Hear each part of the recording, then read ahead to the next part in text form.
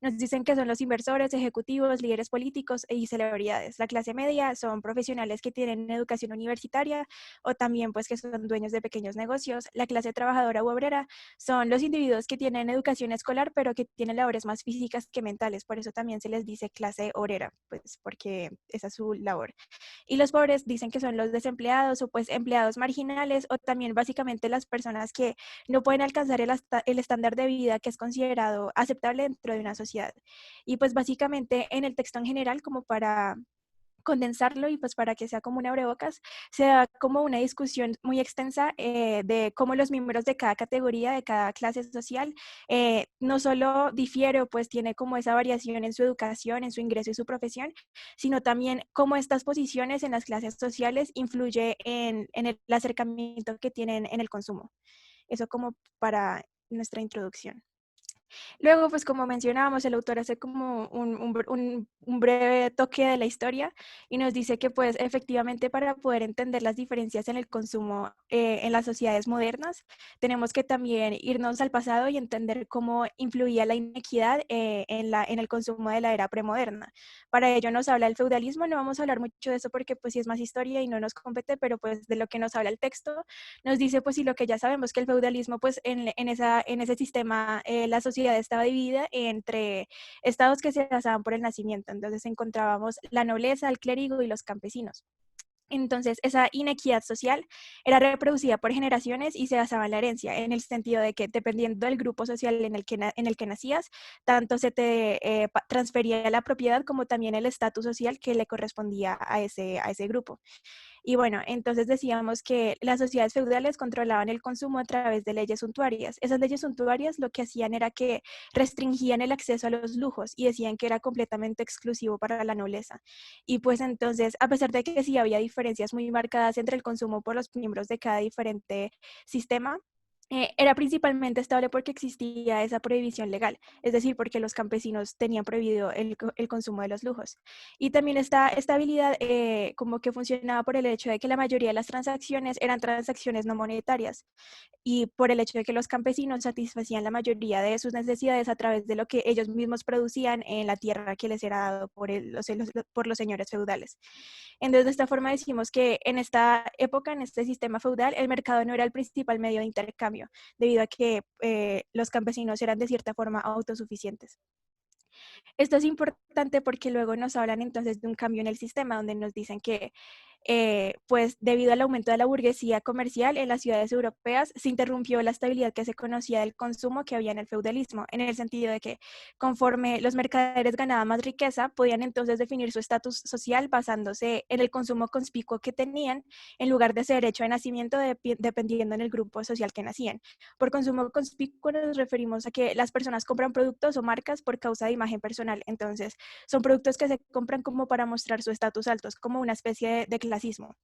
Entonces el consumo conspicuo y pues es un término que sí se va a usar durante pues el texto, entonces es importante como comprenderlo. Y pues entonces de esta forma nos dicen que ya se da paso a la competencia de estatus por medios del consumo, que antes pues solo existía entre la nobleza porque eran los únicos que podían acceder a los lujos. Y pues este cambio tuvo más una importancia simbólica que como un cambio masivo, pues ya que fue algo progresivo.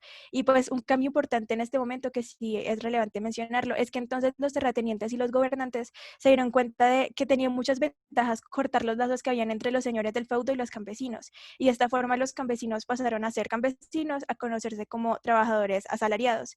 Y pues esta eliminación gradual de lo que se conocía como el feudalismo es muy importante porque generó que los trabajadores asalariados necesitaran buscar empleos que no solo les pagara un salario adecuado para satisfacer sus necesidades, sino que también ayudara a mantener a sus familias. Y como ya transicionando del feudalismo, ahora los empleadores no tenían que proveerle a los campesinos con la comida, ni el refugio, ni la tierra para que construyeran y produjeran. Entonces, de esta forma, los campesinos ya no controlaban sus herramientas y por lo tanto se vieron obligados a comprar lo que necesitaban. Entonces, como en la principal diferencia y como cambio importante del feudalismo a este nuevo sistema, es que ahora el mercado sí era el principal medio de intercambio y eso pues influyó muchísimo para lo que se conocería como el consumo. Ya sigue entonces mi compañera Natalia. Bueno, entonces ahora sí les vamos a hablar un poquito sobre el estatus, en donde Weber y Veblen, digamos que definieron el consumo como un proceso social, digámoslo así, totalmente independiente o diferente a lo que es la producción. En la clase tenemos pues como dos visiones o dos definiciones que se tienen de la clase. Lo SMART, que dice pues de que los individuos poseen medios de producción, como serían pues un ejemplo sería tener la tierra o el lote. Y Weber dice pues de que es la posición que tiene cada uno de los individuos en el mercado, o sea, serían como los activos que posee, como ya sería la casa como tal. Entonces dice Weber de que entre más posición en el mercado el individuo tenga, pues más oportunidades de vida se le van a presentar, pero en cuanto a las oportunidades pues del consumo. Ya hablando como tal del estatus, también nos dice que es como un tipo de clasificación o cierto prestigio que se le da a un individuo, puede ser a un grupo de personas en cuanto a la sociedad. Y el estatus nos sirve para comprender o entender mejor el consumo, ¿sí? De que el consumo no solo es la clasificación en ingresos que serían los activos, sino que también este se basa en los recursos monetarios pues que se poseen y el honor social pues que se tenga. Entonces se dice que la clase y el estatus no encajan para nada, o sea, no van de la mano, porque el hecho de que tú seas de la clase alta o que seas pues muy adinerado no significa que va a tener buen prestigio en el estatus, ¿sí? De que vas a ser aceptado por los grupos sociales. Y pues aquí como ampliando lo que dice Natalia, pues esto es un cuadro de la información que se nos da. Lo que dicen es que más que como ser completamente indiferentes como los recursos y el estatus, es que hay situaciones en donde puede que no coincidan, o sea, hay una superposición de estos sistemas, porque nos dicen, por ejemplo, que encontramos a ejecutivos o atletas famosos que obviamente gozan de dinero, por lo tanto tienen recursos y también gozan de un buen estatus social porque tienen pues honor. Nos encontramos entonces con las personas sin techo, pues homeless, como se le dice en inglés, que tanto no cuentan con recursos, no cuentan con dinero, como también no cuentan con estatus porque son estigmatizados, entonces carecen de ese honor social. Pero entonces aquí ya mostrando cómo está esa superposición y que quizás puede que estos sistemas no coincidan, es que nos encontramos con los jefes de la mafia que pueden ser millonarios, por lo tanto cuentan con muchos recursos, pero en cuanto al estatus, también van a ser estigmatizados porque van a ser excluidos de las organizaciones élite por el hecho de que sus ingresos son salidos de actividades ilegales, entonces son forajidos. Entonces, de esta forma demostramos que los ingresos y el estatus no necesariamente pueden coincidir, entonces se da una superposición entre los recursos y el estatus. Bueno, también Veblen, del concepto pues que se tiene el estatus, sacó como una teoría completa del consumo y pues sacó como dos tipos de estilos del consumo, ¿sí? Que eran los honorables élites, que serían los que tienen trabajos serviciales, como por ejemplo los que se dedicaban a la casa y mantenían pues como de fiesta, y los subordinados, que serían pues los trabajadores deshonrosos, como los agricultores o los artesanos. Entonces, digamos que la mayoría de la población siempre busca imitar el consumo de la élite, ¿sí? De los adinerados. Y digamos que cuando esta población ya logra conseguir como este estilo de vida y lo vuelve ya como un consumo general, entonces los de la clase alta lo que hacen es dejar este tipo de consumo y generan otros productos, otros estilos de vida, lo que hace pues de que otra vez el resto de la población quiera imitar y pues así sea sucesivamente. Por ejemplo, pues en el caso tenemos un ejemplo de Paris Hilton, que pues ella empezó con la tendencia de los perritos chiquitos con sus bolsitos, entonces ya el resto de las personas quiso como, o sea, formó como esa tendencia pues de tener perritos chiquitos y que era lo máximo. Pero en el 2005, Campbell, digamos que no estuvo de acuerdo o sacó otra teoría en contra pues de la de Weber, que en la de esta la sacó pues en 1900. Entonces ya en el 2005 él dice pues de que la élite actual está mucho más diversificada, ¿sí? De que no solo hay una tendencia de moda para todos los individuos, sino que tú hoy en día no solo vas a imitar a los ejecutivos, como se decía en 1900, sino que también vas a imitar el estilo de vida, puede ser de un músico, de un deportista, de actores. Y ya no es la clase alta la que tiene gran influencia sobre el consumo, sino que pasa a ser la clase media, la más influyente. Entonces, digamos, también tenemos otro ejemplo, como el hip hop, que eran pues utilizados por las personas de color, la clase baja y todo eso, y la utilizaron pues como para una campaña de zapatos. Y esto pues tuvo como gran tendencia, este fue como un gusto ya que pasó de la clase baja a la media y llegó a la alta. Y pues ya no era solo utilizado este género musical por las personas de color, sino también, o sea, por todos en general, también por las personas de color. Y digamos que Richard en el 2006 como que apoyó esta teoría que tenía Campbell diciendo que estábamos en un sándwich de estilo, ¿sí? De que los gustos empezaban desde la clase baja, que digamos que era el pan, luego seguía la media, que es de lo que está relleno el sándwich, y la alta sería el otro pan. Bueno, luego ya nos encontramos entonces con un concepto súper importante que es el concepto del capital cultural de Pierre Bourdieu. Y pues lo que nos dice Bourdieu es que él desarrolló el modelo más influyente y controvertido de la clase y consumo hasta la fecha. Eso es lo que nos dice el texto. O sea, este concepto es muy importante porque pues ha generado tanto influencia como también controversia. Entonces hay tanto críticas como también personas que lo apoyan. Entonces nos dice que su análisis se basa en investigaciones antropológicas sobre Argelia y también sobre los estudios de la forma en la que el sistema educativo francés favorece a los estudiantes de clase alta y penaliza a los de la clase trabajadora. Y pues lo importante de este trabajo de Argelia es que él desarrolló una idea que llamó hábitus, que lo podemos traducir como los hábitos, que básicamente describe cómo un conjunto de disposiciones o de actitudes duraderas se desarrollan desde la infancia. Esto es un concepto súper importante que se va a desarrollar durante el resto del texto. Nos dicen entonces que los padres le enseñan a sus hijos los valores y actitudes propios de su clase. Entonces, esto lo hacen para que esos hábitos le permitan a los niños como navegar en su entorno social directo, o sea, en su clase social. Pero a la vez, al hacer esto, lo que hace es que los preparan de manera negativa para navegar un entorno social más diverso con otras clases sociales. Entonces, de cierta forma, están limitando a los niños para que tengan unos conocimientos o pues sean familiarizados solo con lo que es propio de su entorno social.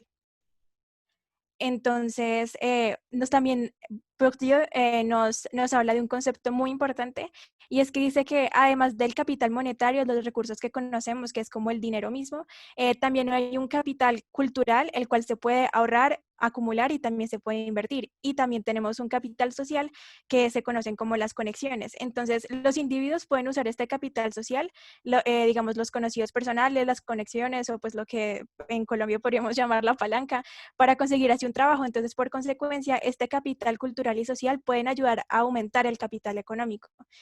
Y Bourdieu lo que sostiene es que los niños de estas distintas clases sociales también cuentan entonces con distintas cantidades de capital cultural que dependen de los antecedentes de clase de sus padres, teniendo en cuenta entonces que lo que los padres les enseñen y les muestren va a ser pues propio del entorno que conocen los padres. O sea, todo depende como de los conocimientos que tienen las familias.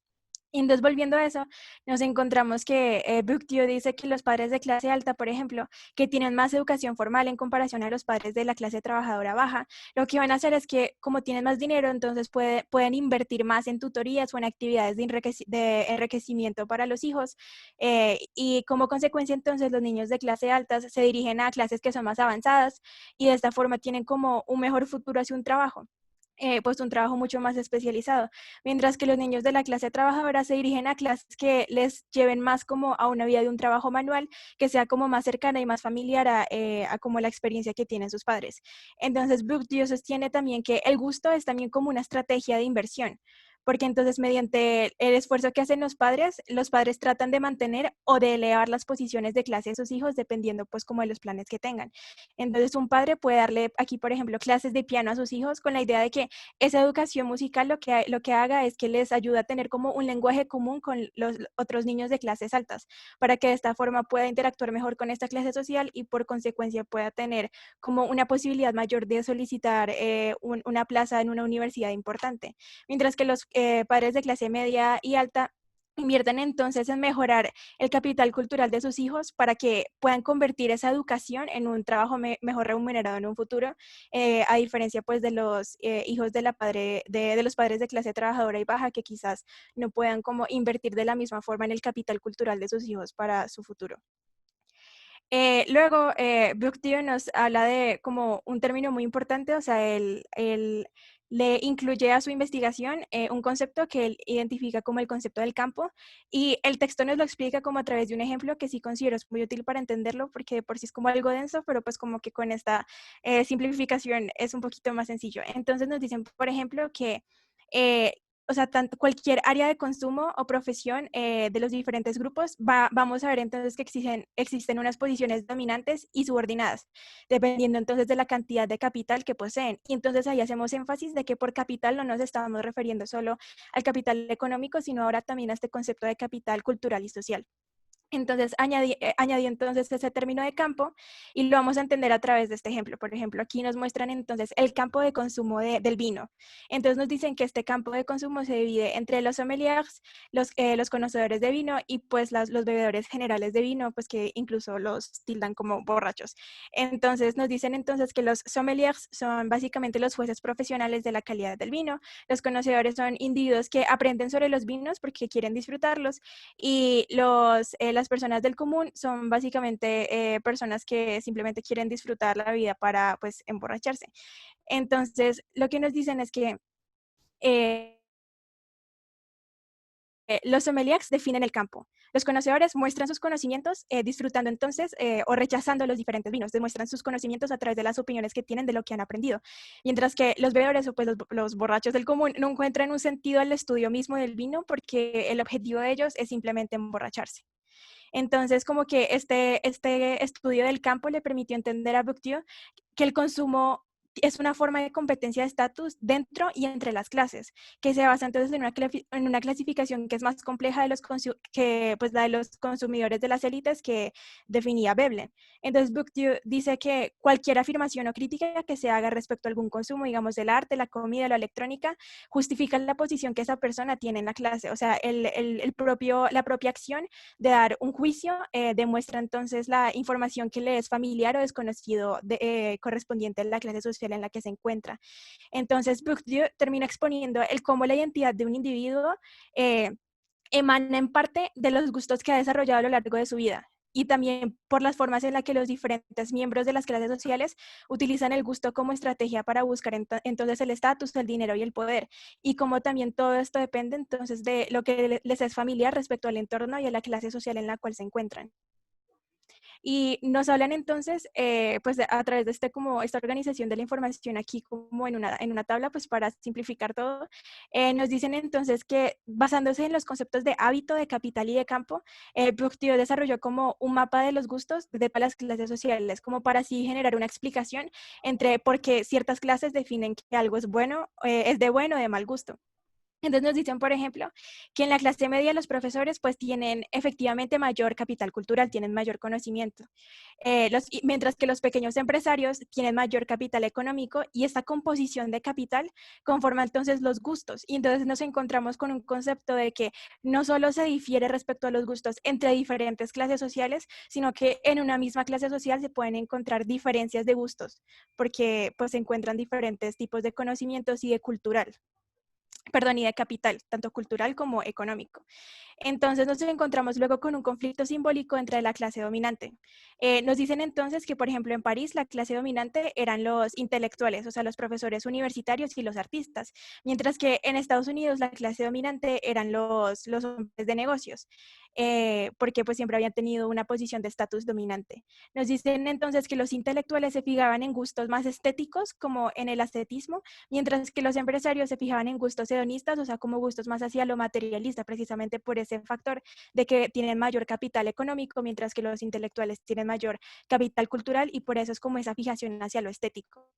Y pues en contraste de estas clases dominantes, nos encontramos con que la clase obrera, según Bourdieu, desarrolló un gusto por la necesidad, es decir, favorecen la cantidad sobre la calidad, teniendo en cuenta pues tanto el capital cultural como el capital económico con el cual tienen disponible debido a la clase en la cual se encuentran.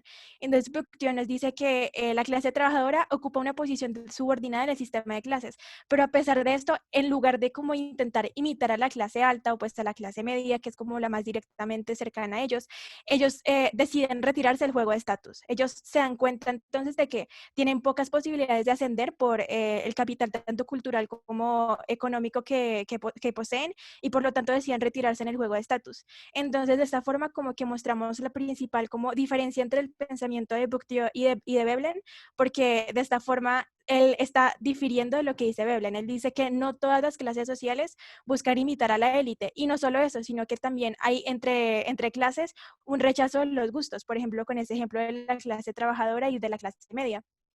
Y pues esto nos dicen que esta influencia es principalmente a través entonces de las familias y de las escuelas, como habíamos explicado anteriormente, esa influencia que tiene como el entorno en el cual se crece. Y nos dicen entonces que los miembros de cada clase social aprenden ciertos hábitos y gustos a través de los miembros de la familia y de los maestros. Y ya aquí como para en serio, como después de tanta teoría que da el texto, eso es como realmente mostrándoles como in your face, como directamente qué es lo que dicen de la diferencia entre Veblen y Bourdieu. Entonces encontramos como un versus y decimos entonces que Veblen dice que todas las clases imitan a la élite como un medio para aumentar su estatus social. O sea, eso es como el principal argumento que él tiene, y lo generaliza, o sea, eso es su pensamiento. Y entonces nos encontramos con que Bourdieu dice que cada clase y cada fracción de clase tiene sus propios gustos y también sus propias estrategias para lo que hacen el consumo. Y esto hace que el consumo sea mucho más diverso, a lo que sintetiza Veblen con esa generalización de que todos quieren imitar a la élite. Entonces, Bourdieu nos dice que es como una lucha entre las clases sociales, y es una lucha mucho más dinámica. Y en esta forma decimos entonces que la importancia de comprender como esto que nos dice Bourdieu es que nos permite ver cómo los miembros de una clase social determinada pueden incluso también decidir rechazar los gustos de otras clases. O sea, dejando a un lado ese pensamiento de que todos como que somos, no sé, zombies y seguimos como las tendencias sin pensarlo, sino que también hay una diversidad mayor respecto a como lo que piensa cada clase social y lo que encuentran atractivo o no.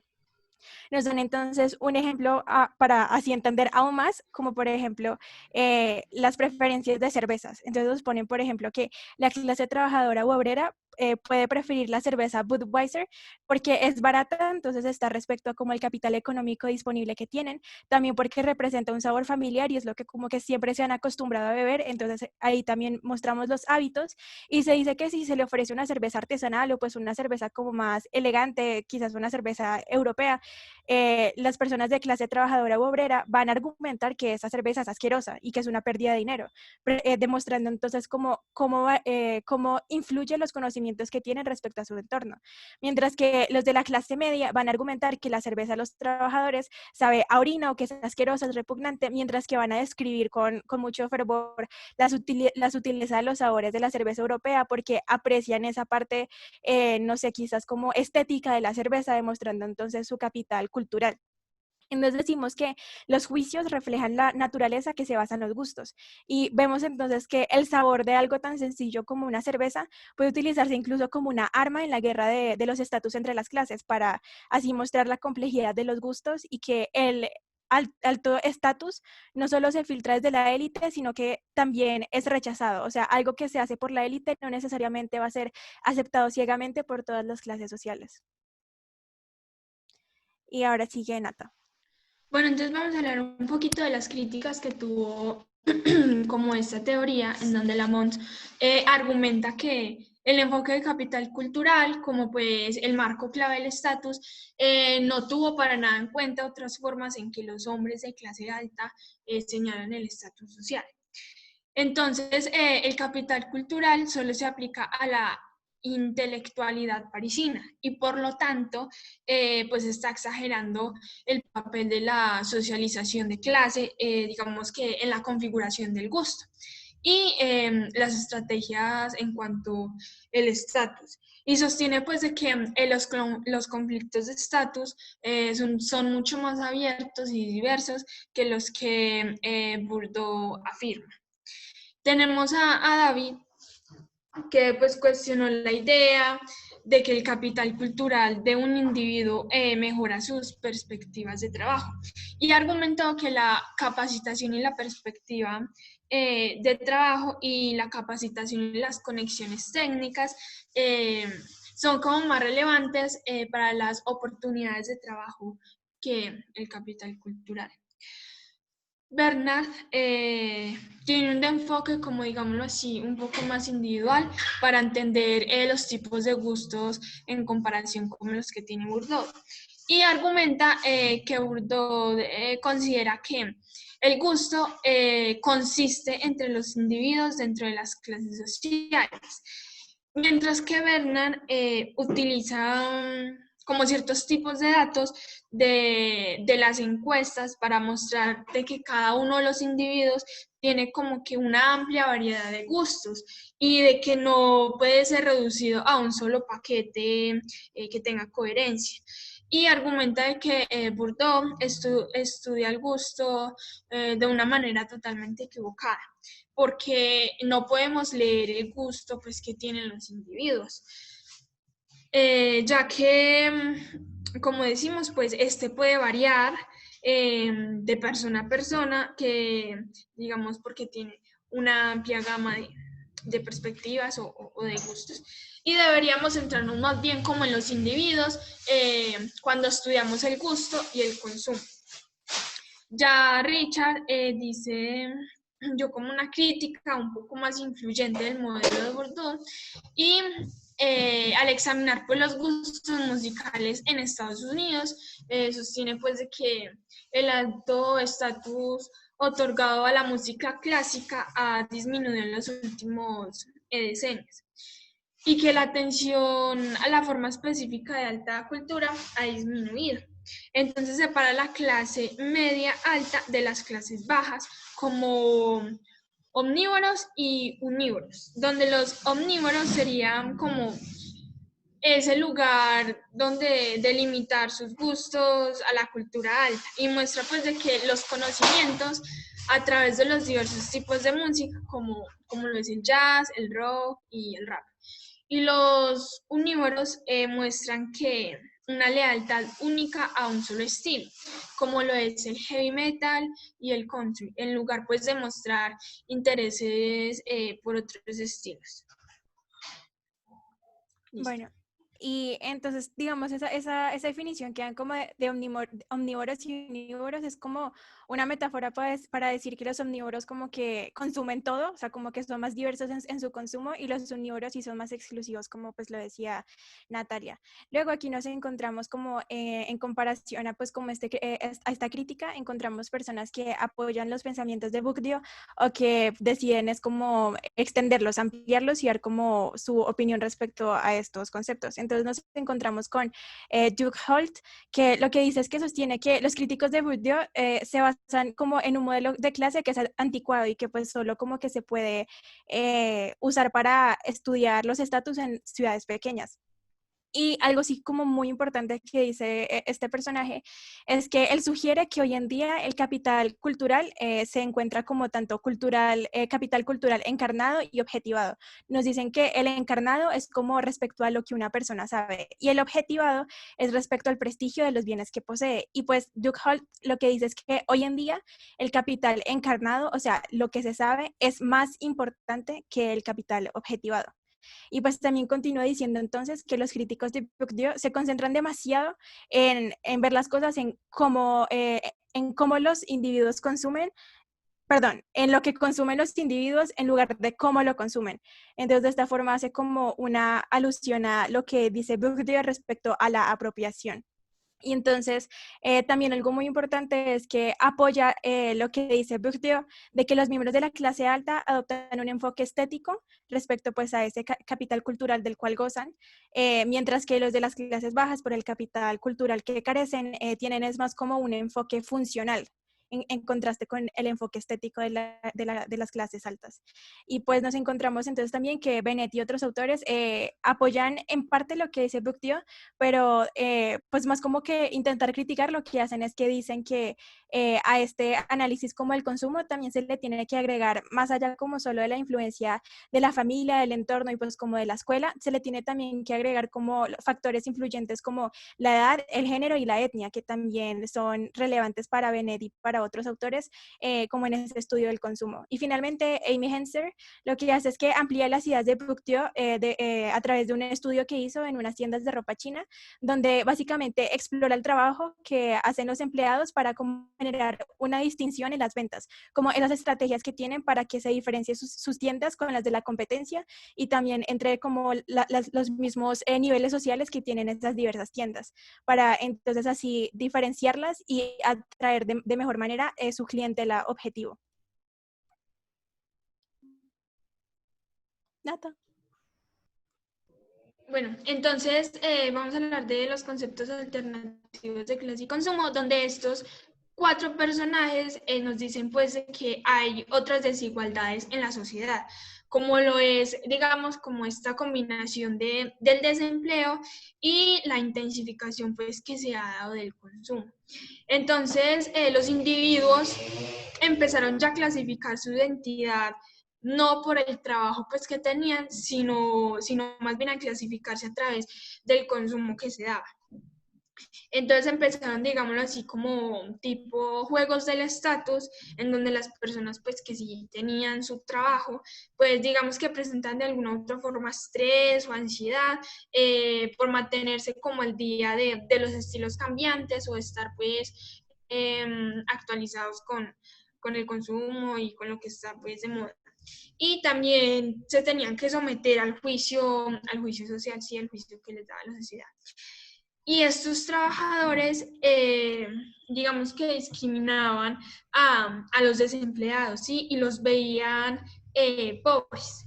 Los metían en la categoría de pobres y digamos que los volvían como consumidores defectuosos, donde pues esta sociedad ya se empezó a basar pues como tal en el consumo y al estas personas, digámoslo así, pobres, no poderse dar como ese estilo de vida eh, que se tenía, entonces digamos que tenían consecuencias crueles y discriminadoras para estas personas, para los pobres.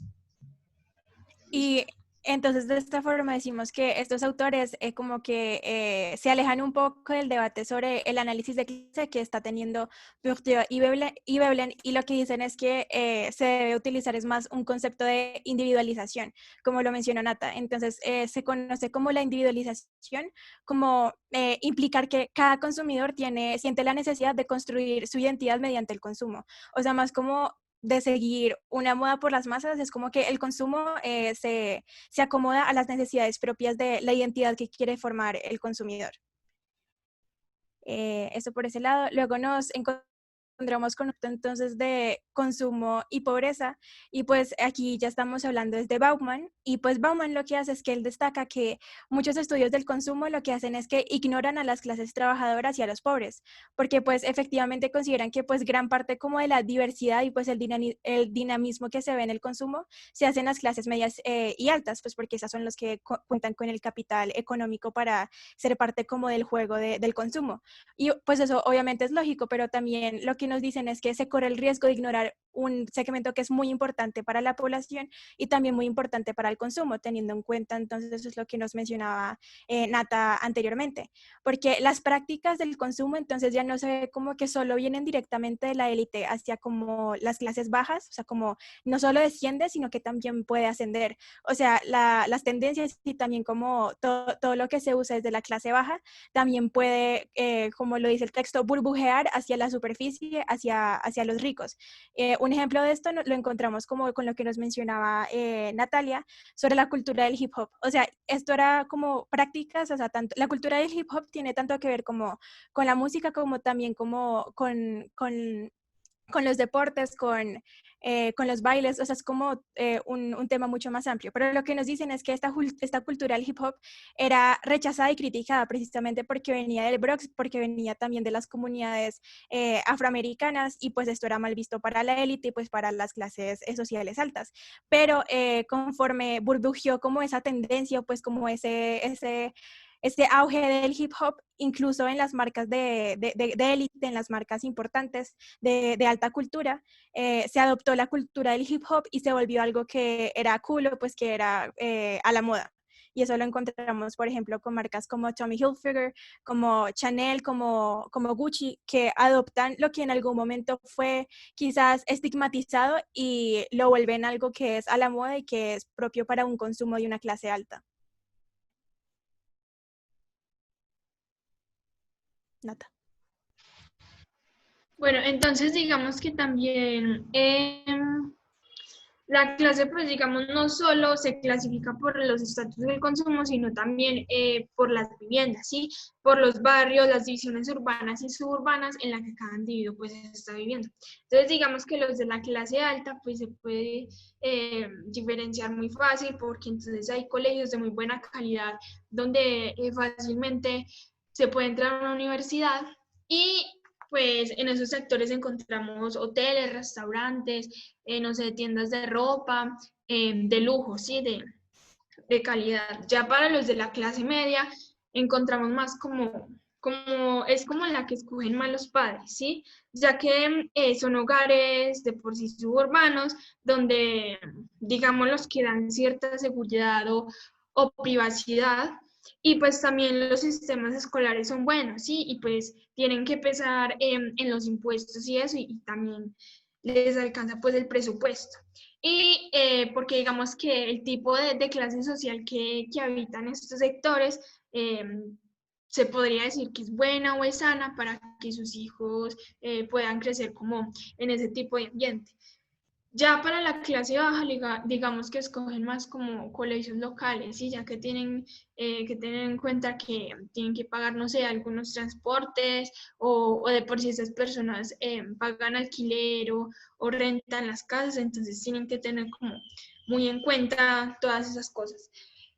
Y ya pasando pues al caso del aburguesamiento, digamos que las ciudades y los barrios se empiezan como a marcar, se marcan, ¿sí? ¿Cómo así? De que, digamos, los barrios empiezan a tener como nuevos nombres y las ciudades promueven como sus distritos escolares que poseen. Esto pues con el fin de que las personas desean vivir en esos lugares o escojan mejor esos lugares.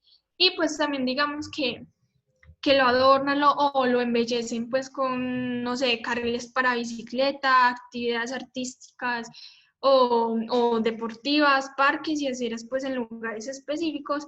Esto no solo para que los residentes, sino también para que los turistas como que se amañen en esos lugares.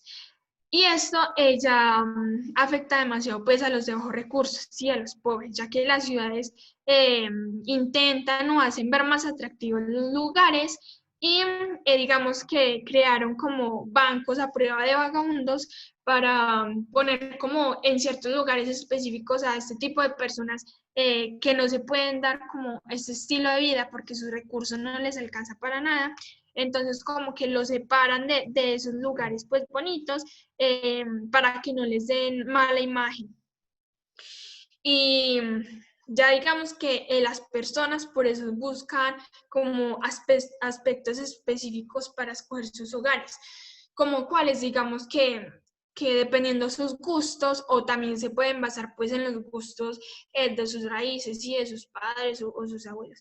Y también se basan mucho en las críticas pues que tienen estos lugares, ya sea críticas textuales o las visuales. Entonces aquí pues entran los promotores y los agentes para, digamos, satisfacer esos deseos o esos gustos de cada individuo, de las personas, y digamos que también los persuade. de que ellos prefieren comodidad, sí, los hacen ver de que no solo necesitan lo que ellos han visto, sino que también los hacen como caer en cuenta de que necesitan una mejor comodidad, ¿sí? Como por ejemplo, los llevan a una cabaña, entonces, bueno, la cabaña tiene su jacuzzi, agua caliente, la vista hermosa, entonces les hacen como que caer en cuenta de que ellos también necesitan como ese tipo de vida y pues digamos que antes estas personas pues no lo consideraban así, de que necesitaban esto. Y para eso digamos que utilizan como sus palabras claves o específicas que tienen pues ciertas características estilísticas para atraer al mercado objetivo, sí, para atraer como a las personas que quieren que habiten estos lugares. Y pues entonces ahí es como algo muy importante para nuestra carrera, porque lo que nos dicen en el texto es que básicamente estos barrios o pues estos sectores lo que hacen es que se convierten como si fuera en marcas con una identidad propia, y esa identidad se utiliza para así poder atraer al público objetivo. Entonces es como muy curioso ver como el contraste entre pues las acciones publicitarias en situaciones pues que digamos no podríamos haber quizás considerado antes, como lo es pues la bienes raíces y pues como el consumo de la vivienda.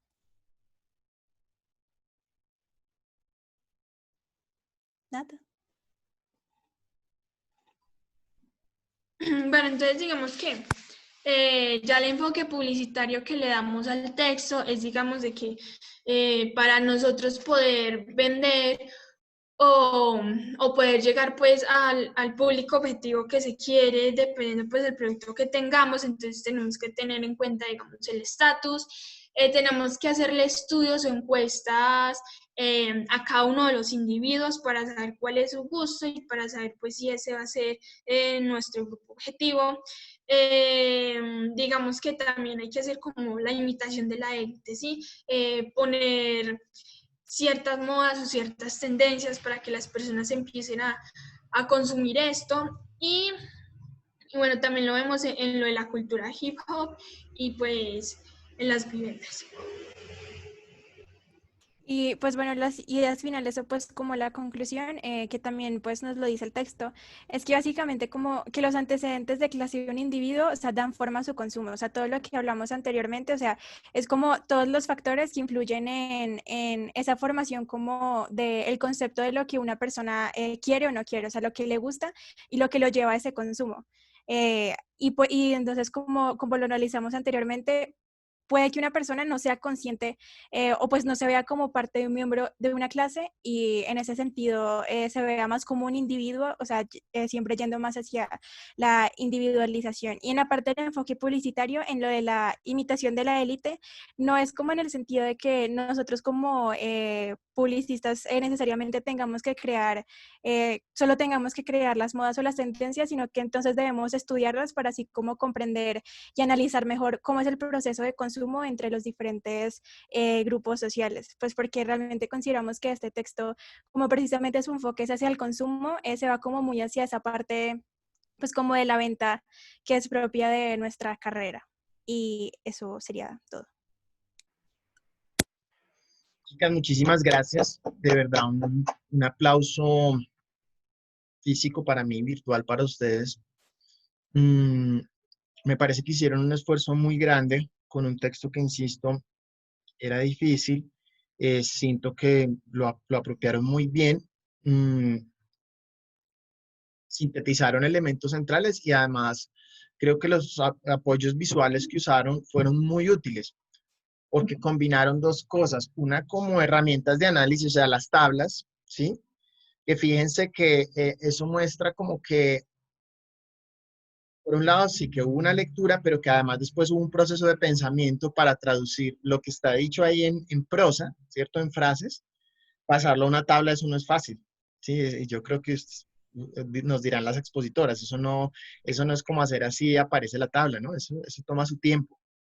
Sí, Sí, digamos, pues yo que fui la que hice las tablas, pues es que como era tanto texto en serio, o sea, había partes que eran como un tema, eran 5 o 4 páginas y pues yo ya era como, pero ¿cómo organizo esto en las diapositivas de tal forma que no sea tan pesado? Porque pues la idea no es como llenarlos de texto. Entonces sí me puse en la labor como de analizar muy bien los conceptos para poder simplificarlos y ponerlos en las tablas, pero sí siempre fue como difícil porque si el autor pues se riega en prosa para explicar algo es porque precisamente tiene su complejidad y pues como simplificarlo sí fue como un poquito difícil, pero pues me alegra que sí se haya entendido mejor. Sí, Manuela, la verdad, sí. Y fíjense, es algo que yo particularmente creo que comencé a comprender, no digo que ya lo tengo completamente masticado, pero comencé a comprenderlo en el doctorado con un tutor con el que hacía la pasantía, un español, eh, que además me ayudó mucho a darme cuenta que en particular nosotros los latinos tendemos a extendernos mucho, ¿sí? Entonces hay una paradoja en la investigación, o sea, en este caso el texto pues no es de un latino, eh, y el reto está en lograr, a ver, cuando se está haciendo una investigación, normalmente se extienden mucho los autores, ¿cierto? Pero a la hora de presentarla, se debe lograr superar esa tendencia latina a, a, a disvariar, a extendernos tanto, que a mí me pasa todavía mucho, y llegar a lo esencial, ¿sí? Y ese llegar a lo esencial es lo más difícil. ¿Cuál es la paradoja? Que en esto que estamos viendo en esta clase, que si ustedes lo piensan dentro de sus roles publicistas, pues le puede servir a todos, todas, pero en particular, creo yo, a quienes van a tener un perfil más hacia el rol de planner, ¿sí? ¿Por qué digo que a todos? Pues a todos nos sirve aprender a captar mucha información y sintetizarla en poca. ¿Sí? A todos nos sirve, pero en particular al planner, porque el planner es el que tiene que hacer el levantamiento de la información, de los datos, de las encuestas que ustedes mencionan al final que habría que hacer y llegar a reducirlo en lo que quieren escuchar los creativos, que normalmente los creativos, lo digo por experiencia en el programa de publicidad, o sea, yo me siento a hablar con Camilo Ríos y él quiere rápido lo central, ¿cierto? Entonces a mí que soy más de otro perfil, sería más de planner, es cómo extracto toda esa información para traducírsela, pero yo tengo que leer toda esa información para poder llegar a la síntesis, ¿sí? Es decir, quienes hoy escucharon la presentación, claro, se enriquecen, pero es mucha más la riqueza de los que ya habían hecho la lectura, ¿sí? Porque tienen más bases, más elementos para comprender, o sea, queda más cimentado. Entonces, muy bien por esas tablas, por las imágenes, creo que fue muy ameno, me gustó mucho esa mezcla del español-inglés. A veces se burlan mucho de las profesiones, en particular en el ámbito de la comunicación, porque entonces ya todo es planner, insight, bueno, mucho uso de anglicismos, algunos a veces se pueden reemplazar, pero por ejemplo, insight, yo no he encontrado una palabra para hablar de insight en español. Entonces, me parece que lograron un buen balance entre sí usar los anglicismos sin irse al extremo de palabras que se puedan decir en español, decirlas en inglés. Ejemplo, la palabra feedback, que yo veo a veces texto en español que dicen feedback y en realidad feedback se puede traducir fácilmente como retroalimentación. Ahí sí no hay problema, ¿no? Pero creo que ustedes no cayeron en el extremo de palabras que no es necesario decir en inglés, decirlas en inglés, no las vi como muy balanceadas en eso. ¿Qué más? Sí, en general las sentí como que contaban, voy a poner un ejemplo aquí, contaban lo leído, me gustó, pues en general me gustó la presentación, pero me llamó mucho la atención, como también decía Manuela, el tema, creo que lo dijo así, había conceptos muy densos, pero que con los ejemplos de los autores se hacían más claros y aquí con las imágenes que ustedes compartieron, pues quedan contundentes. Y fíjense que ayuda, o sea, sentí que transmitieron como ese gusto ya, ese comenzar a desarrollar el pensamiento, la forma de pensar y de sentir sociológica, ¿no? Que es un poco, como les dijera yo no sé cómo llamarlo, porque es como mirarnos a los seres humanos como si fuéramos extraterrestres, como si nosotros fuéramos animales en un zoológico y mirarnos desde afuera y ver con otros ojos lo que hemos visto antes, ¿no? Este tema del ejemplo del vino me parece que era muy potente efectivamente en el texto, que puede dar muchas luces para los publicistas, ¿cierto? No es lo mismo publicitar, o sea, De hecho, iba a decir, no es lo mismo publicitar un vino para clase baja, para clase alta, pero uno se preguntaría incluso si hay publicidad de vino para la clase baja. Bueno, uno diría, cariñoso vino de manzana, bueno, en fin, ¿cierto? Y todo lo que se puede derivar de un estudio sobre el consumo de vino eh, en una ciudad como Manizales, muy interesante. Aquí, yo no sé si aquí hay sitios para catar vino, creo que había uno de cerveza, pero de vino no sé. Es que estoy con... Sí, es que en el texto dan dos ejemplos. Aquí para como explicar el campo muestran es el del vino y luego para explicar como las diferencias entre los gustos de las diferentes clases sociales hablan es sobre la cerveza Budweiser que lo ejemplifican, que también lo mencionamos. Ejemplo me parece potente porque se entra en el eje de lo que es la sociología y por eso Bourdieu, que además me encanta que hagan el esfuerzo de la pronunciación sin caer pues en el arribismo, ¿no? Porque también es válido, digamos, uno puede decir, cuando uno no sabe un término, no sabe pronunciar el término en un idioma, uno lo puede decir como suena en el español, en este caso sería Bourdieu, Bourdieu, y también lo podrían decir así. Pero fíjense, incluso es un capital cultural de ustedes el hacer ese esfuerzo y bueno, a veces se va al extremo. Ahorita les voy a compartir un video de Fabián Sanabria que estudió en Francia, es colombiano, pero a mi juicio a veces se excede en ese uso de ese recurso en auditorios en los que no necesariamente todo el mundo habla en el francés y él comienza a hablar en francés. Pues ya me parece violencia simbólica, que también es un concepto de este mismo autor. Entonces, muy bien. Sí, destacaría esos elementos, la apropiación. ¿Qué más de pronto que yo no esté resaltando que alguien, miembro del grupo, quiera resaltar?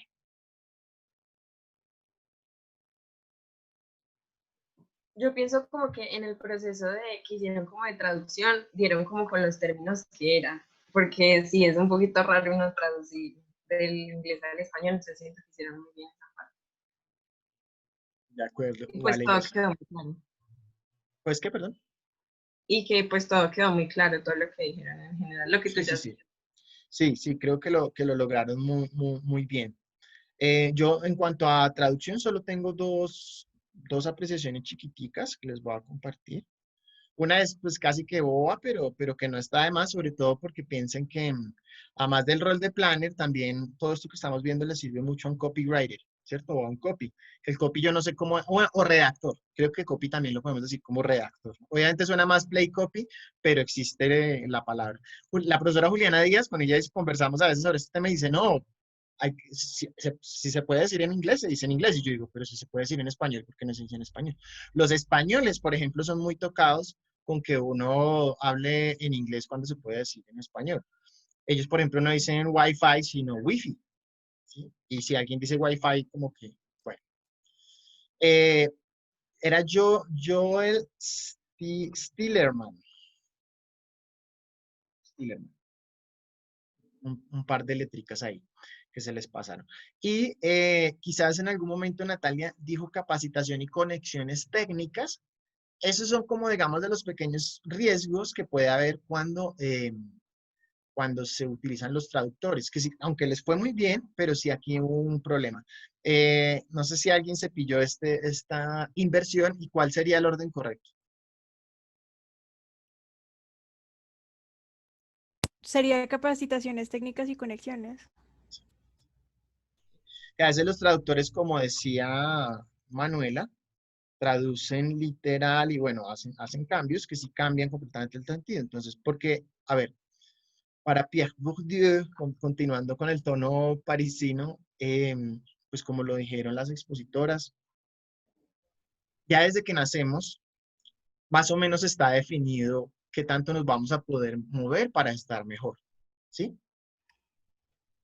Y ese mover implica las conexiones, ¿sí?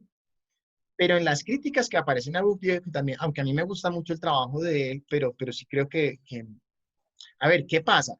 Como también, esto quizás no lo señalaron las autoras y es algo ya más de fondo sociológico que no necesariamente tenían por qué llegar hasta allá. Pero este señor tenía sobre todo una preocupación y era, ¿cómo es que se reproduce una sociedad tan desigual? Y eso que vivía en Francia, donde la mayor parte de la gente tiene acceso a una vida digna. Pero imagínense en Colombia, cómo es que la mayoría de la población es pobre y la mayoría de la población monta al poder a personas que no son incluyentes, ¿sí? Que no promueven el acceso a la educación pública, por ejemplo. ¿Sí? O sea, él decía, ¿cómo es que se reproduce la desigualdad? Y él decía que la cultura y los hábitos funcionan justamente para que sea como una máquina, es decir, cuando las personas de clase baja dicen, por ejemplo, como les digo, estos serían complementos a lo que él dice allí, dicen yo opto o por no estudiar, o sea, yo sigo siendo mecánico, o si estudio, estudio algo técnico, casi que ya ahí mismo están reproduciendo el sistema en vez de plantearse, venga, yo cómo hago para como ciudadano lograr el acceso, si quiero, a un doctorado cuando esté en clase baja. Pero casi que es una trampa que el mismo sistema genera porque cuando la clase baja desprecia la cultura de la clase media y la alta, se está excluyendo a sí misma, ¿sí se dan cuenta? Y hay una cantidad de factores que en la vida cotidiana pues lo muestran. Entonces, cuando un obrero le ofrecen whisky, dice, no, se me ampolla la boca, ¿sí? Puede parecer algo tonto, pero de alguna manera refleja, es como, no, es que yo no, mi cuerpo, la cultura encarnada no está hecha para que yo viva lo que vivió Enrico. Pero la crítica, y por eso la importancia de ver esos matices de esas frases, es que si una persona logra capacitación técnica, puede lograr el ascenso. Ejemplo, bueno, aquí sería un debate muy, muy denso, no me voy a meter a profundizarlo, pero dejarlo al menos enunciado. Hay casos de gente que no tiene títulos universitarios, pero aprende ciertos saberes que la vuelven experta a un nivel que puede cobrar mucho. Voy a poner un ejemplo de una persona con la que hasta ahora estoy comenzando a mirar su trabajo y más adelante quiero estudiarlo más y hacer una crítica porque veo algunos problemas. Pero, ¿alguien ha escuchado de Jürgen Klarik? Sí, profe. ¿Qué conoces de él? Pues lo que he visto y lo que he escuchado es que el hombre pues es muy teso uno en lo que es el branding, en lo que es la creación de marcas y pues él se ha dedicado más que todo eso, pero también como dar charlas TED y dar charlas como por alrededor del mundo, si no estoy mal creo que él vino a Manizales hace unos años, hace como 2, 3, y pues sí, pues más por el área publicitaria, yo sé que el man es muy crack en eso de lo del branding, de creación de marcas y de conceptos y de todo. Gracias, María Camila. Él hace poco, esta semana, publicó un video sobre los 10 oficios, digamos, con más proyección, que de hecho fue una noticia que también viene el tiempo y tendría que hacer el rastreo de dónde viene. Pero salen ahí varios oficios que se pueden aprender sin necesariamente tener un cartón.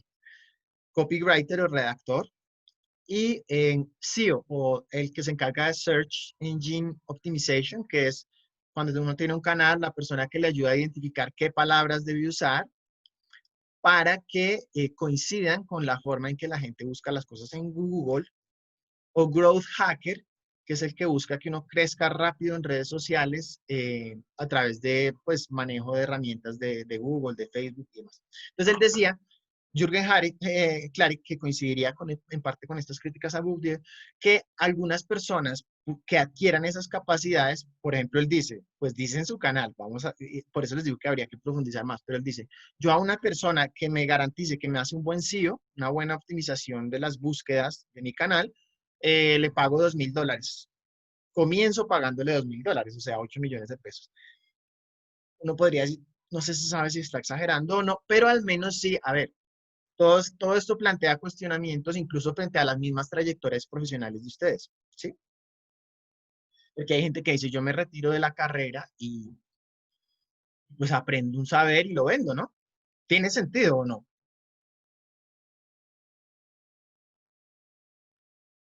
¿Qué piensa?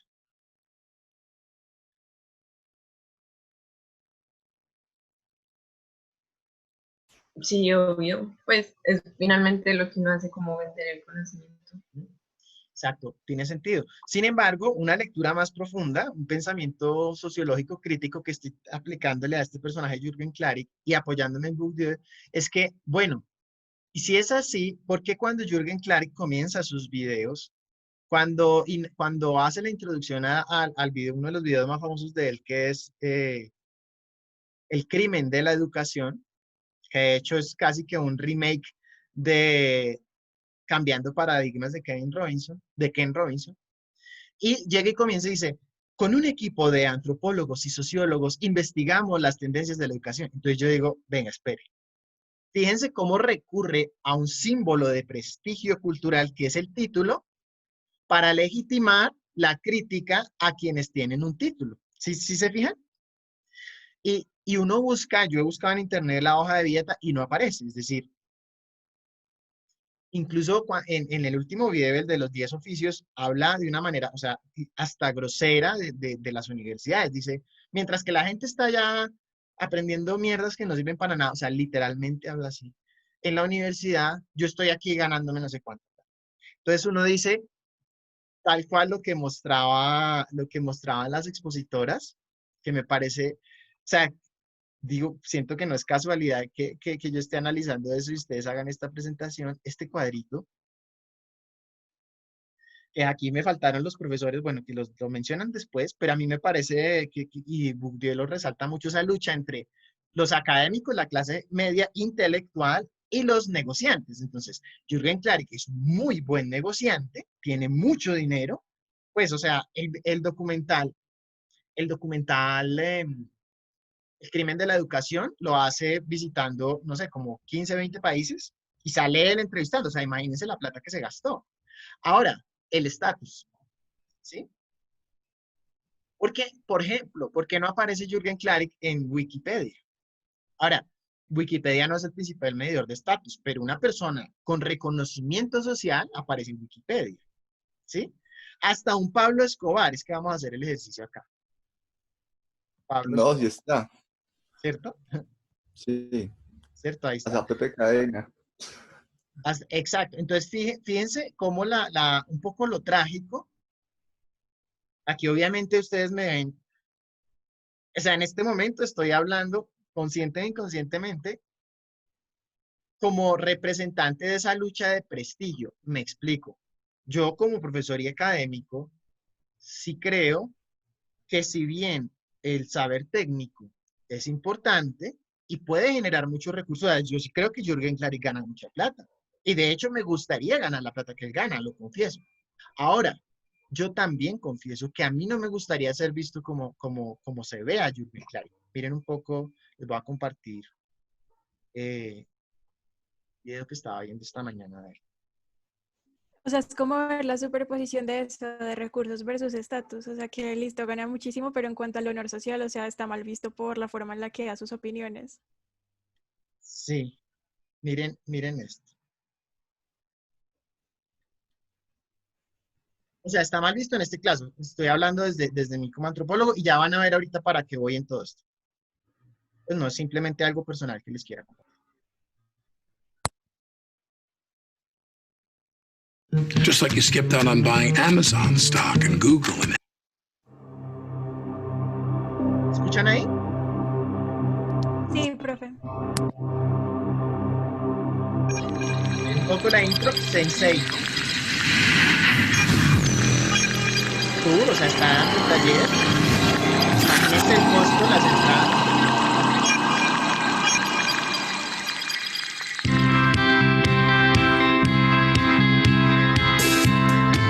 Señores, neurocodificación no fue diseñado para cambiarle la vida a nadie. Sin embargo, tenemos historias de cambio de vida en un evento de 3 horas. Lo que sí les puedo garantizar es que neurocodificación hace que la gente nunca más vea la vida igual después de este evento. Sí está diseñado para eso y sí tenemos un éxito elocuente con ese resultado.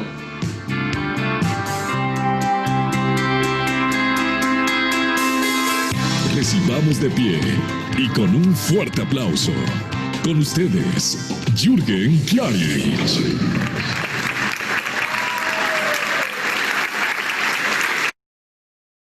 Fíjense que me da mucha risa. Recibamos de pie, ¿no? O sea, como un símbolo de tiene prestigio, pero debe pedir que la gente se pare. ¿Sí? Me llamó mucho la atención. Ahora, ¿para qué les hago este ejercicio? Hay un tema que lo mencionaron las expositoras, es el de campo. Entonces, quiero compartirles el mapa. A ver, miren, el libro completo de la distinción de Pierre Bourdieu, que es solo uno de los textos que se mencionan en ese texto, pero si yo los pusiera a leer solo ese libro, es un libro de 400 páginas. ¿Están viendo en mi pantalla? Sí, perdón, casi 600 páginas. Este es un libro que pues uno incluso, a ver, yo creo que sí, sería ideal que los publicistas conocieran todo este libro, ¿cierto? Pero yo lo confieso, yo mismo como antropólogo, yo no me he leído todo ese libro. O sea, me parece demasiado largo, aunque me gusta mucho Pierre Bourdieu y he leído otros libros de él más manejables, razones prácticas, sentido práctico. Pero miren, es un libro impresionantemente largo. Entonces yo les puse este texto de Stillerman porque da un panorama muy global y dentro de ese panorama global además explica muy bien lo elemental de un autor que es difícil de leer, que es Pierre Bourdieu, y ya lo vamos a leer dentro de 8 días.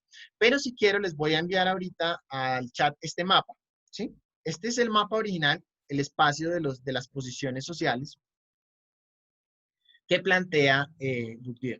Y se los voy a plantear ¿para qué? Para que ustedes en parejas lo van a mirar, por favor, y van a tratar de ubicar dónde están sus papás y dónde están ustedes y dónde se proyectan estar. Pues, hombre, sabemos que este esquema es más de la realidad francesa. Y además aquí volviendo un poco, ¿se acuerdan cuando con Giddens hablábamos de la causalidad, de cómo en la sociología se busca identificar cuál es la variable que genera un efecto? ¿Sí? Por ejemplo, si es la guía que los padres ejercen sobre los hijos, lo que hace que les vaya en la educación. ¿Se acuerdan de eso? ¿Sí? ¿O no? Hola. Profe. Bueno, entonces en el texto, quienes lo leyeron o las expositoras también lo habrán notado, decía que este cuadro no fue que Pierre Bourdieu se sentó y dijo, venga, me voy a imaginar cómo estamos organizados, no, sino que él hizo unas encuestas que estaban organizadas con una metodología que personalmente desconozco, pero que es muy técnica y lo que hace es conecta diferentes variables, no busca solo una variable, sino diferentes variables, y eso le permitió, todo eso es estadística, identificar en un mapa quienes tienen más capital, ¿cierto? Por un lado, hacia arriba, ¿cierto? Pero también quienes tienen, por un lado, menos capital cultural hacia la derecha, pero más capital económico, ¿sí? El volumen de capital sería la mezcla entre la plata o el capital económico y el capital cultural, ¿cierto? Entonces, hacia la derecha, fíjense cómo están, por ejemplo, patronos comerciales, ¿sí? Piensen en Colombia, ganaderos, ¿sí? Aquí me pongo a pensar, por ejemplo, Uribe. Uribe es una persona rara porque Uribe tuvo un título universitario, de hecho. Él estudió en la UDA, ¿no? Pero a la vez es terrateniente. Bueno, Colombia sería una cosa más distinta, pero imagínense más o menos dentro de ese mapa dónde están ubicados ustedes y dónde están sus papás. ¿Sí me explico un poco el ejercicio? Sí, señor. Eso es como para Pues, tratar de aterrizar un poco más esto que es tan denso de la sociología aplicada a explicar dónde se ubica la gente de acuerdo a lo que consume, ¿sí? Yo les voy a enviar esto por el chat. A ver, aquí me deja apuntar. No me deja, así. Ah, no, ¿alguien sabe si por el chat yo puedo apuntar archivos? Sí, cierto que sí. Sí, profe, Cre- lo dejas juntar archivos. Pero ¿cómo?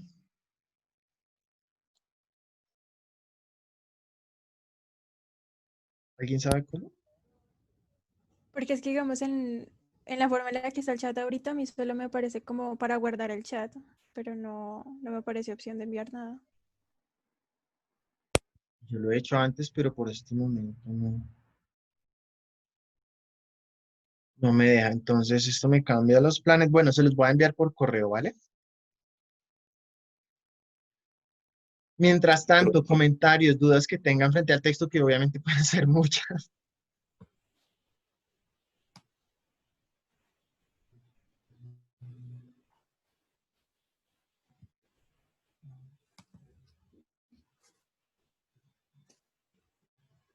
Voy a hacer una cosa, los voy a ir separando en aulas de dos, en salas por parejas, y entonces lo que van a hacer es, van a mirar ese cuadro que ya enseguida se los envío, y van a tratar de ubicar dónde están sus papás y dónde están ustedes. Esas serían las dos preguntitas, para que lo hagan en 10 minuticos, ¿vale?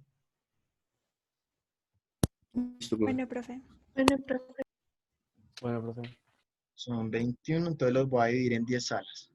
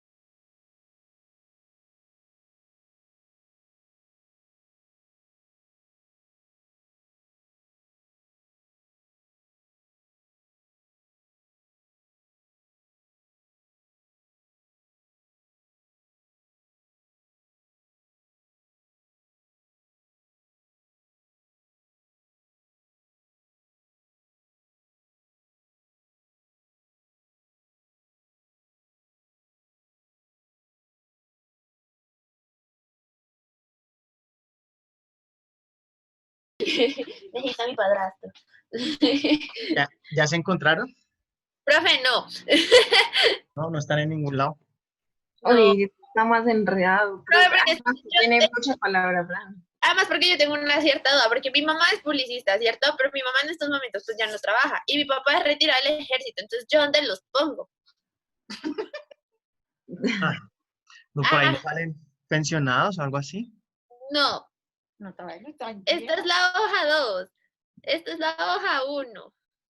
Y digamos, mira que yo no encuentro como ninguno del sector público. O sea, yo creo que aquí en Colombia se podría dividir muy bien en como sector público o sector privado, pero aquí no. O sea, no.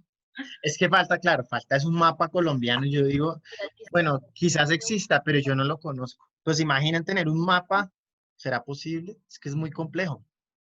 Hay que hacer muchas. Hay que hacer un mapa. Profe, hagamos un mapa. Sí, ya. Créanme No, que pues el esto es trabajo una de de las clase. cosas que me gustaría hacer en la vida, pero es que, o sea, esto como les digo, no es que él comenzó a improvisar, sino esto es detrás de esto hay pues 600 páginas de investigación. Sí, sí. Es muy... Y que, claro, en Francia, pues hay un instituto de investigación que allá pueden hacer investigaciones, por ejemplo, cogen una generación y la estudian durante 30 años. ¿Sí? Es demasiada inversión. Generación. No, pues, ¿qué les digo yo? Ah, vea, cuadros del sector público. Pues Ese eso cuadro. sí ya vale. Pero mira que no entiendo lo que dice ahí. Pues. Sí, cuadros del sector público. Me imagino que lo que está aquí es como la gente que está en ese cuadro, ¿no? Entonces dice litografías, museos. ¿Les gustan a tus papás les gustan las barbacoas? Barbecue coreano. Sí. Sí, no, pues es mirar hasta dónde se pueda. Y si no, pues ahorita que hagamos la plenaria, compartir justamente esas inquietudes. O sea, todo lo que hace falta de mapear en Colombia para poder plantear que se está promoviendo un consumo acorde con cada clase. Si es que la intención sería que el publicista lo que haga es darle a cada clase lo que ella busca o qué otra alternativa sería, que es lo que vamos a ver más adelante en Y otras. yo le puedo meter a mi padrastro. Ah, pero. Mi padrastro sí entra en este cuadro. O sea, Es que- esto que está en rojo es lo que les gusta. Exacto. El negro, si quieren, suban un poquito. Más a la primera página. Claro, lo negro es la posición que ocupa. Ajá. Lo rojo es los estilos de vida que las encuestas demuestran que tienden a esos estilos. Vea, pues. Y yo tengo una pregunta con las barritas. El que tiene el más es el capital económico. Y el que está en blanco es el cultural. Y el negro. Ay, güey, mi chica. Ese sí yo no lo había visto. Profe, sí, porque Ven. es que dice que este es el que tiene más capital económico. Después dice que hay uno que supuestamente tiene menos, pero no tiene menos. Entonces, vale, y yo la tomamos como si fuera esta. la Ah, primera. no, aquí está, abajo está la leyenda, abajo a la izquierda, al final del documento, abajo a la izquierda. En blanco es clases populares. Punteadito es clase media, o sea, coge. Ah, sí, sí, sí. Ah. Ah, sí, mira, Clases blanco superiores es la barra negra. Ah, claro, por eso es la barra. y clases superiores. Profe, y entonces eso de capital cultural y capital económico. Capital cultural. Porque eso es lo que está en la primera página, mira. Y Sí, dice entonces, es eso, o sea, hacia la derecha son los que tienen más plata y menos capital cultural. Ejemplo, los negociantes, pero que no tienen títulos académicos o que no saben de arte. Y a la izquierda, los que, por ejemplo, saben de arte y tienen títulos académicos, pero tienen menos plata. Ya. No, sí, definitivamente esto es de la sociedad europea. Sí. Listo, síganlo mirando, por ahí me están llamando a otra sala. Ah, Bueno, ya me pero dejaron, se rindieron, se rindieron. Cuadros del sector público, tarjeta de Súper, crédito. esto sería súper en Colombia. Cierto, yo también. Y es que yo me pregunto, ¿será que no existe? Porque yo también sigo investigando eso. O sea, ¿cómo les digo? Lo que uno conoce no quiere decir que sea todo lo que existe. Puede que yo desconozca y que alguien ya haya hecho este mapa sociológico de Colombia, pero no lo conozco. Pero debe ser gigante. Sería muy chévere. Y muy complejo, porque es que Colombia es súper raro. Porque, ejemplo, Colombia tendría que ocupar una franja súper alta los del sector informal, y uno diría, bueno, ¿y sector informal es clase trabajadora, es pobre, es media? ¿Qué es? Además, o si no lo dividen por la parte de los estratos, profe. El estrato sería otro factor. Bueno, Pero es que mira que ahí es súper fácil porque ponen, o sea, lo que pone este autor es, pone el volumen capital, por ejemplo, y mira que pone la cantidad de personas que hay en ese volumen capital o en esas profesiones liberales, entonces no es tan complejo de organizar, ¿sí ves? Sí, tú es dices cierto. que Pues pone la es de cantidad de muchos gente como estudios. con las barritas. Ajá. Entonces, por ejemplo, lo que tú decías del sector informal, entonces no se va a decir cualquier cosa, que la clase media tenga más personas que trabajan en el sector informal, es como los pequeños negocios de acá. Ya, ya, ya. Sería como chévere organizarla. Yo Ahí creo que les, sí debe haber algo, ¿no? ahí les dejo la búsqueda. Pues, por ejemplo, un trabajo de grado sería rastrear si hay un mapa del consumo, consumo, ¿cómo se Siento que llamaría? sería difícil, porque igual aquí en Colombia se sabe que hay gente que es de clase media baja, así como trabajadora, y de todos modos hay veces le hacen consumos de cosas que les queda difícil de pagar, que era como por decir así lo que la gente decía, que se quejaban que no tenían con qué comer, pero fueron y compraron un televisor el día que iba. O sea, como cosas como así, la sociedad colombiana es muy difícil. Sería muy complejo. No sé. Déjenme masticarlo. Bueno, las dejo y ya enseguida los llamo a todos a la sala, ¿vale? Bueno, profe. Chao.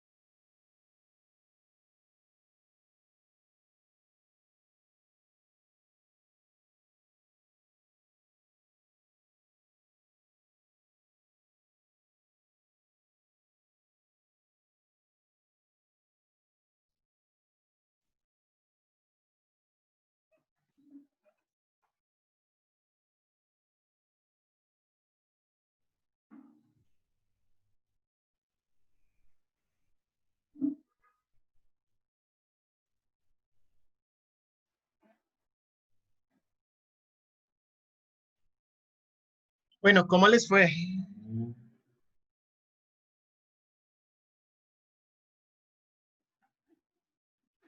Bien, profe, pues ahí más o menos sí pudimos como medio acomodarlo. ¿Al fin encontraste a tu papá? Pues lo puse en sector público, Si porque quieres, pues, si quieres, compártenos. porque pues en cierta parte era del Estado, ¿no? Entonces digo Sí. yo, Si quieres, compártenos pantalla. ya, profe. Entonces, sector público. Entonces, a ver cuántos han llegado ya. Esperemos un momentico que lleguen todos. Y ya en unos minutos deben estar todos.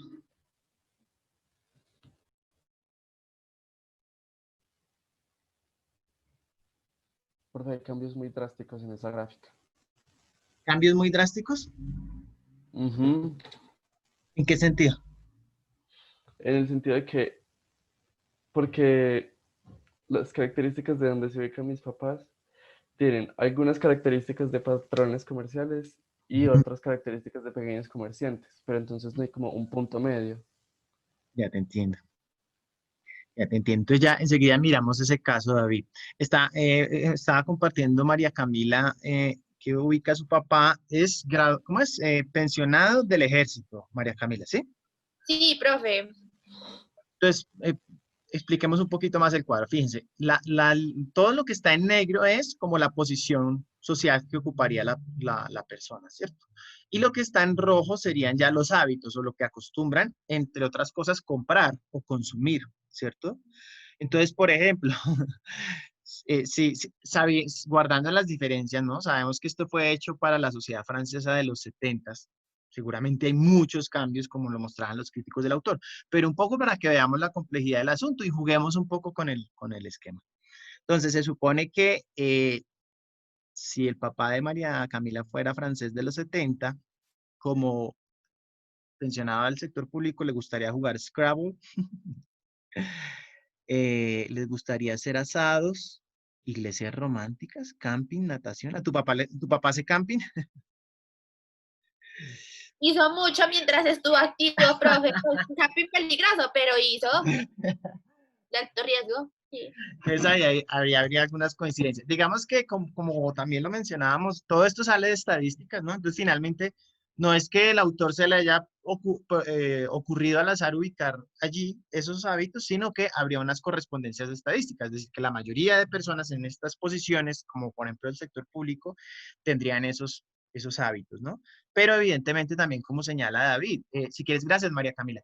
Si quieres nos compartes, David, y nos muestras cómo fue el ejercicio de tratar de ubicar a tus papás en este esquema, sabiendo que no es completamente adecuado, pues, lo francés para lo colombiano. Pues me puse a leer como las cositas rojas de cada pues, clase social, estatus social. Y, y pues hay hábitos que son, digamos, lecturas para todos, y pues la de Peugeot 504 y Citroën DS, ¿Nos pues puedes son como compartir, hábitos. porfa, pantalla para ubicarnos un poquito?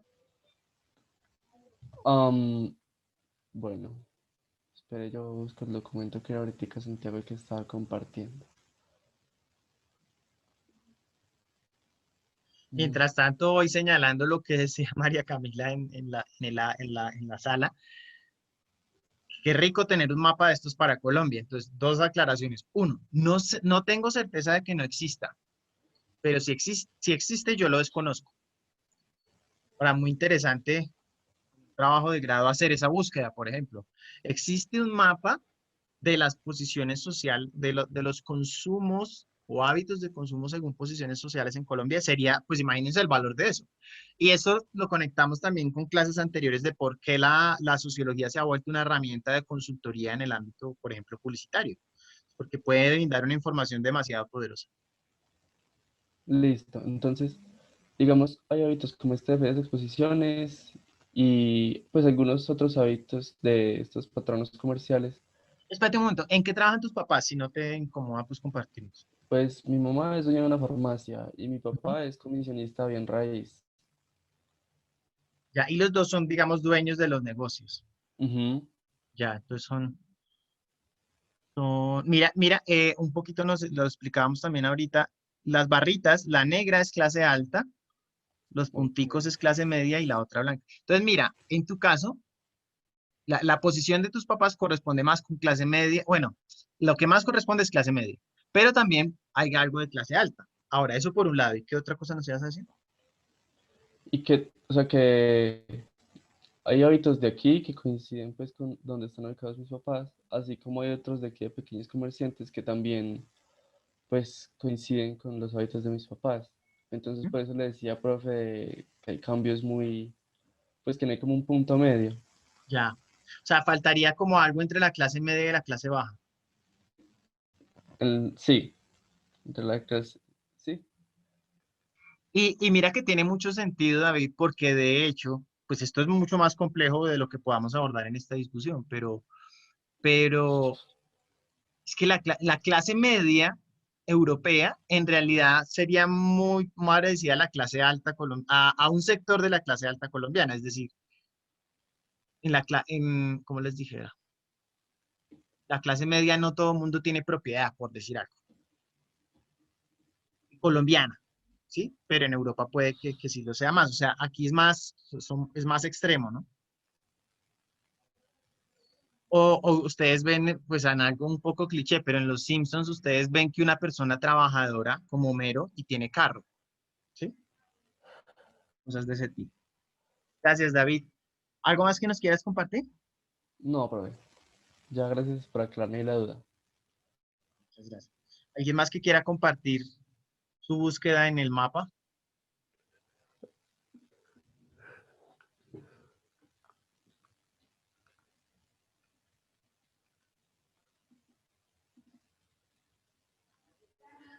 Sí. ¿Sí? ¿Alguien iba a hablar?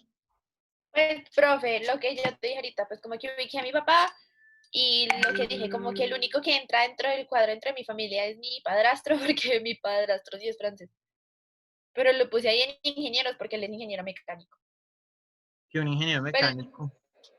él sería como ingeniero mecánico con el sector privado, porque él trabaja por una empresa privada. Ya.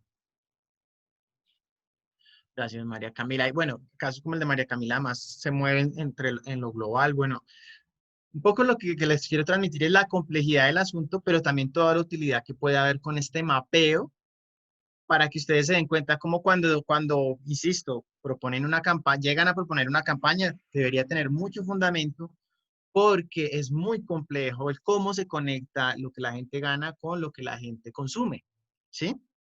Por un lado. Y por otro lado, recordarles que como vimos con el texto de Bauman, no se trata solo de que ustedes aprendan cómo pueden usar la sociología para vender mejor, porque evidentemente, si usted dirige una campaña a cierto mercado, pues va a vender más, ¿cierto? Y si lo dirige de manera incorrecta, pues no le va a ir bien, ¿cierto? Habría muchos ejemplos, por tiempo ya no se los alcanzo a mostrar, no sé por qué se me está yendo el tiempo demasiado rápido, lamento si quizás para ustedes se va muy lento porque yo hablo mucho, pero bueno, lo trataré de moderarme.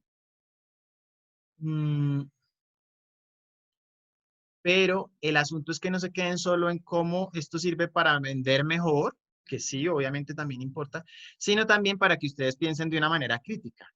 ¿Qué pasa cuando quienes pueden consumir son sobre todo las clases medias y altas? Las clases medias a veces para competir entre ellas o con la alta, ¿cierto? Pero ¿y qué pasa con quienes no tienen dinero para consumir? ¿Sí? Vamos a entrar dentro de 8 días a hablar de ese sector, digamos, de la clase trabajadora y de la clase baja, cómo sus elecciones, según Bourdieu, estaban determinadas más es por lo que pueden comprar para sobrevivir y para que ya comencemos a discutir es, bueno, ¿cuál debería ser el rol social de la publicidad? No solo el rol comercial de la publicidad, sino el rol también social de la publicidad. Porque imagínense si la publicidad se hace solo para que las clases medias y altas sigan consumiendo y entonces las clases medias para que sigan estando abajo, ¿cuál debería ser el rol? Y también sabemos pues que ustedes necesitan vender porque ustedes van a llegar a una agencia y les van a pedir vender. Entonces, ¿cómo conciliar el que sí, que se les sirvan al mercado, pero que también tengan una visión humana, ¿sí? Que además de ser humana también va a ser rentable. Es decir, si no se le vende a las clases populares, pues también ahí va a haber un sector del mercado que se está dejando descuidado. Hoy no les haría el simulacro de Kahoot, si quieren lo hacemos en el inicio de la próxima sesión, para que quienes no tuvieron la oportunidad de leer el texto completo lo repasen, traten de hacer el esfuerzo, de verdad que creo que puede valer la pena. Y recordar que dentro de 8 días entonces ya pasamos a ese texto que les digo, que ya es un texto. Vamos a leer a Pierre Bourdieu para saber un poco cómo escribe este señor que ha sido y es tan influyente. Y además para adentrarnos en un segmento específico que sería el de esa clase social, digamos que pasa por más necesidades. Esa exposición va a ser a cargo de Valeria, Sergio y Juan Manuel. Si quieren me quedo entonces con las expositoras y muchas gracias a todos. No sé si tengan algún comentario.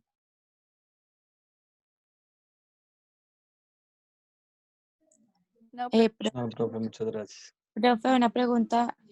Lo que acabamos de hacer, ¿te lo tenemos que mandar por algún lado o No, no, solamente era para... no, era, Ah, era listo. simplemente para que ustedes se familiarizaran con una herramienta que les muestra un mapeo de una sociedad a la francesa y de pronto también se inquieten para en sus futuros trabajos acercarse a buscar un mapa de esos para Colombia, que sería muy útil. Ah, listo, profe, gracias. ¿Listo?